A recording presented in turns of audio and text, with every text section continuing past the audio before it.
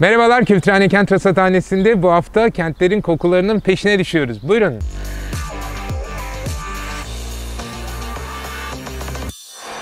Kültürhane Kent Rasathanesi'ne hoş geldiniz. Friedrich Ebert Stiftung Derneği'nin desteğiyle her hafta olduğu gibi bu haftada kentleri turlamaya çıkıyoruz. Klasik kadroyla karşınızdayız. Sevgili Nilgün ve Burkay ile beraberiz ve Burkaygiller'den yayın yapıyoruz. Onların sitesinin bahçesinde limon ağaçlarının gölgesindeyiz. Çünkü bu hafta birazcık kokuları konuşacağız. Mersin en güzel zamanı, limon çiçekleri, portakal çiçekleri açtı. Kentin muhtelif yerleri buram buram portakal kokuyor. Eğer Mersin'e gelmek isterseniz en ideal zaman bu dönem. Gerçekten de bir köşeyi döndüğünüzde bir anda sizi böyle bir çarpan limon kokusuyla sarhoş eden bir aromayla karşı karşıya kalıyorsunuz. O hep anlatılır, işte Mersin hep böyle kokardı diye. Onlara gireceğiz. Bir kent nasıl kokar? Yani kenti çok farklı açılardan ele aldık. Gözümüze hitap eden, işte kulağımıza hitap eden, sağlığımıza hitap eden, ama kokuyu konuşmamıştık. Oysa koku en önemli duyularımızdan biri. Siz de biliyorsunuz, en güçlü duyumuz. Trilyonlarca kokuyu algılayabiliyoruz.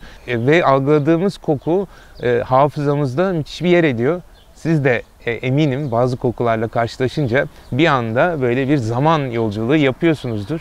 Yani kokulu silginin, işte kitap kokusunun, parfümün çağrıştırdıkları gerçekten de hepimizde önemli yer eder. Fakat bu koku duygusunu anlatmak da o denli zor, aktarmak da zor.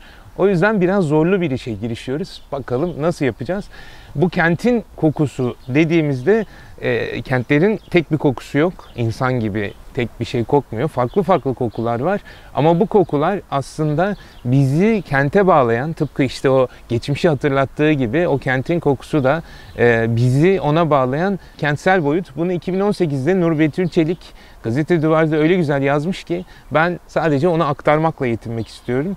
Diyor ki Nur Betül Çelik, kentlerin kendilerine özgü, onları diğerlerinden ayıran kokuları vardır hakikaten. Bazı kentler sabah saatlerinde özellikle buram buram sıcak ekmek kokardı. Bazı kentler şekerli tarçınla kavrulmuş badem, bazıları kesif biçimde vanilya. Gördüğüm kentlerin bazıları pamuk şeker kokuyordu.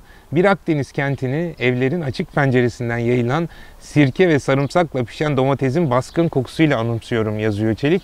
Aslında bir kente bağlanmamız onun kokusuyla da ilgili olabilir diye bir önerme ortaya atıyor. Düşündüğünüzde o kentin, hani şu anda mesela Mersin'in bu kokusu bizi Mersin'e bağlayan, ya da işte denizin kokusu, bir takım başka çiçeklerin kokusu sizi o kente bağlayan bir özellik, bir nitelik olabilir. Tabii sabit bir koku da değil. Mersin hep böyle kokmuyor. Her yer her zaman öyle kokmuyor. Gün içinde değişiyor, yıl içinde değişiyor. Ama daha önemlisi dönemlerde değişiyor. Çünkü işte Mersin hep böyle kokmuyordu. İşte İzmir'in o körfez kokusu, İstanbul'un Haliç kokusu, Ankara'nın kömür kokusu şu anda nostalji oldu. Bazı kokuları geride bıraktığımız için seviniyoruz belki de. Ama bunun peşine düşmüş bir İngiliz'e rastladım.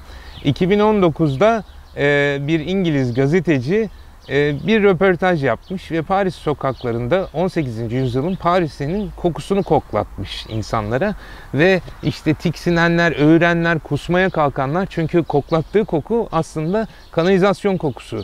Yani o biz işte Paris'i hep böyle romantize ettiğimiz Paris zamanında kanalizasyon kokuyordu. Yani şu anda çok işte şikayet ediyoruz kentsel altyapıdan, yetersizliğinden, ama o zaman bunun olmadığı bir dönemde, işte o lağımların açıktan aktığı dönemde haliyle de kent öyle kokuyordu. Aslında bu çok da yabancı bir koku değil. Yani işte demin de söyledim, İzmir Körfezi'nin kokusu, Haliç'in kokusu. Benim için mesela Paris metrosunun kokusu öyledir. Ve her zaman da kötü bir şey hatırlatmak zorunda da değil. Çünkü İngiliz gazetecinin yapmaya çalıştığı, yine o dönemde 18. yüzyılda İngilizler Fransızları sarımsak kokusuyla özdeşleştirirlermiş mesela. Böyle bir içeride hinlik de var.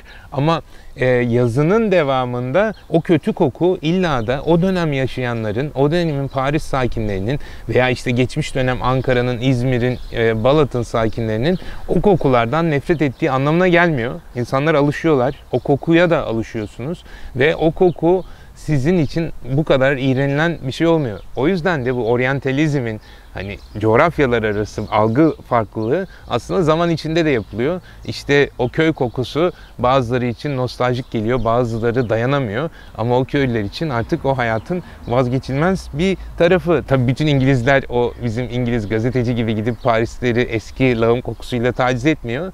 Mesela başka bir akademisyen İngiliz, Kate McLean, bu konuda doktora tezi yapmış. Önce burun, koku yürüyüşleri ve koku peyzajı haritalama adlı bir doktora tezi var hocanın ve o tezin yaparken ve hala devam ettiği bir koku turları düzenliyor.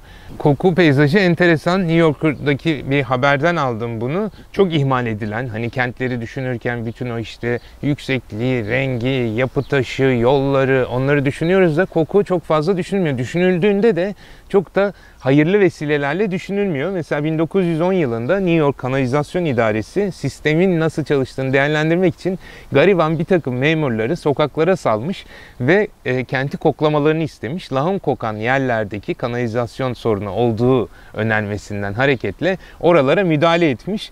O yüzden de her zaman hani kent yönetiminin dikkatine geldiğinde de her zaman o kadar hoş bir vesileyle olmuyor anlaşılan. Tabii orada koklamak dediğimiz nefes almaktan başka. Yani McLean evet, yani koku almakla nefes almak aynı pratiği yapmakla beraber işte bakmakla görmek gibi kokuyu avlamaktan, kokuya dikkat kesilmekten bahsediyor. Sadece boş zaman faaliyeti, hadi gidelim de şöyle bir kenti koklayalım gibi değil, o kokunun değişiminin izini sürmek. Yani o mezbahaların kokusunu, faytonların, sanayi tesislerinin kokusunu düşünün. Şimdi işte o yeni nesil kahvelerin koktuğunu, AVM kokularını, yani market kokularını biliyorsunuz. Onların da tüketim faaliyetinin etkileri keşfedildiğinden beri bu tür alışveriş merkezleri, marketler bir takım kokuları kullanıyorlar. Bizi daha fazla tüketmeye yöneltmek için. Hele hele pandemiden sonra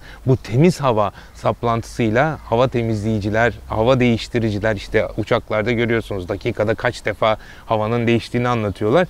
O yüzden de çok fazla artık kokuyla olan ilişkimiz biraz sorunlu bir hale geliyor.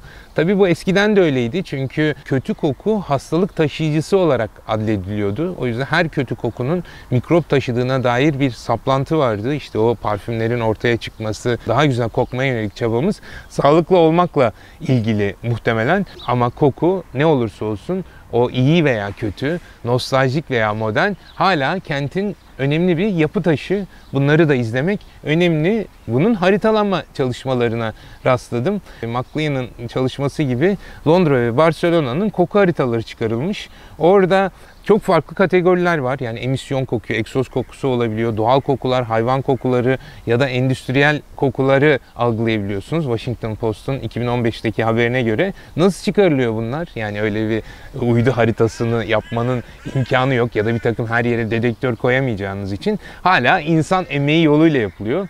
Bir takım gönüllülerden belli kokuları tarif etmeleri istenmiş. Yani küçük bir sözlük oluşturulmuş. İşte yemek kokusu, doğal koku, metronun kokusu, mangal kokusu, çöp kokusu, işte temizlik kokusu, bunların hepsi bir kategori haline getirilmiş. Sonra da Avrupa ve Amerika Birleşik Devletleri'ndeki 7 kentten insanlara şehirlerde yürüyüp aldıkları kokuları haritayı not etmeleri istenmiş. İşte şeyi görüyorsunuz, buradaki koku yelpazesini oradan seçip işte o anda nerede olduğunuzu, nasıl koktuğunu, bunun ne hissettirdiğini yazdığınız bir şablon oluşturmuş ve böylece işte kentlerin koku haritaları çıkarılmış. Tabii yani hep böyle birazcık naftalin kokan haberler bizim programda bu. 2015'ler, 2017'ler, 2019'lar, yani yeni bir haber var en sonunda ama şimdiye kadar yine 2017'nin Sydney'ine gitmek istiyorum. Çünkü orada da bu sefer kokuyu sanata çevrilmiş. Kate Jones adlı bir sanatçı Sydney Festivali için kokuyu da içeren çok katmanlı bir çalışma yapmış. 10 önde gelen Sydneyli'ye belli başlı konularda, işte demokrasi, direniş, rekabet, savurganlık, kentin çehresi üzerine bir takım konu başlıklarında röportajlar yapmış onlarla. Röportajların içeriğine bağlı bir takım kokuları da orada dinlerken koklayabiliyor musunuz? İşte oradaki hani sizin hayal gücünüz, sizin işte o konudaki bilginiz, o konudaki anılarınızı kokuyla birleştirmeye çalışan bir yapı. Yani ses var, düşünce var. Aynı zamanda kokuyla birleştirerek o algıyı tamamlamaya çalışmış. Yani bunu şey olarak düşünsenize, yani kentin dönüşümünü kokular üzerinden izlediğinizi. Yani o bir takım gecekondu mahallelerin daha pastoral, tarımsal, işte daha pis kokanları, yavaş yavaş işte apartmanların o kalorifer kömür kokuları, daha sonra işte bir takım daha böyle o temizlik kimyasalları kokanları işte ve bahçelerin içinde daha güzel kokular. Böylece o kokunun değişimiyle aslında kentin dönüşümünü izleyebiliyorsunuz. Hatta bunun sergisini yapabiliyorsunuz. Nerede? Türkiye'de 2016-2017'de Koç Üniversitesi Anadolu Medeniyetleri Araştırma Merkezi, ANAMET, böyle bir sergi yapmış. Önce İstanbul'da, sonra Ankara'da yapılmış bu sergi ve Anadolu'daki tarihi medeniyetlerin o koku dünyasını keşfe çıkarmış. İşte kahve kokuları, nane kokuları, kolonya gibi o günümüzün hakim kokularından pek çok örnek, geçmiş dönemlerin esintilerini taşıyan safran gibi, buhur, amber gibi kokularla bir araya getirmiş. 50'yi aşkın kokuyu bu sergide izleme şansımız olmuş. Böylece de işte o farklı kültürlerin tören ve geleneklerine ait kokular antik dönemden günümüze kadar Anadolu'nun farklı kokularını paylaşmış ziyaretçileriyle. Kaçırmışız, yani gidenler vardır belki, ama hoş bir deneyimmiş. Bunun çok bambaşka bir böyle bir kentsel boyutu yok, tamam, ama bunu da buraya koymadan edemedim. Hem çok yeni bir haber olduğu için hem de benim çok ilgimi çekti. Madrid'deki Prado Müzesi, Bruegel'in 1617-1618 tarihli Kokunun Duygusu adlı yağlı boya tablosunu sergilemeye başlamış müzede. Fakat sergilerken o tabloyu görüyorsunuz zaten. İçinde 80'den farklı bitki, çiçek var ve onları sadece işte o eserin görsel güzelliğinin ötesinde o tablodan seçilmiş 10 kokuyu da koklanacak bir mekanizma kurmuşlar. Tablo dijital bir ekrana aktarılmış ve orada tıkladığınızda işte yasemini, gülü, inciri, portakal çiçeğini, nergizi koklayabiliyorsunuz o yapılan mekanizmayla. Hatta oradaki kedinin kokusu da, yani sıkılırsanız bu kadar güzel kokulardan, o kedinin kokusu da varmış. Bunun için dünyaca ünlü bir parfüm uzmanlarıyla çalışılmış. Onlar hazırlamışlar bu kokuyu ve böylece de siz o Bruegel'in tablosunun kokusunu alma imkanına kavuşmuşsunuz. 4 Nisan'da açıldı sergi ve Temmuz'a kadar açıkmış. Dolayısıyla yolunuz eğer Madrid'e düşerse Prado Müzesi'ni de koklamanızı tavsiye ediyoruz ve programın sonunda uzun zamandır ihmal ettiğimiz kitap kokusuyla bitirelim. Çünkü çok güzel bir kitap. Raflara çıkmak üzere Bilgi Üniversitesi yayınlarından çıktı. Tamamlanmamış Kentsel Devrim Günümüz Türkiye'sinde Kent, Kriz ve Gündelik Hayat, Eda Acara ve Mehmet Pembecioğlu'nun editörlüğünde yayına hazırlandı. Şahane bir kadro var. Eda ve Mehmet'in haricinde Esin Özdemir, Gül Tuğçaltan, Mustafa Kemal Bayırbağ, Özge Erbaş, Esed Şindler, Sezen Savran gibi gerçekten böyle rüya takımı gibi bir kadro var ve bu kadronun yaptığı da aslında biz Türkiye'de birazcık sosyal bilimleri montaj sanayi gibi kullanıyoruz.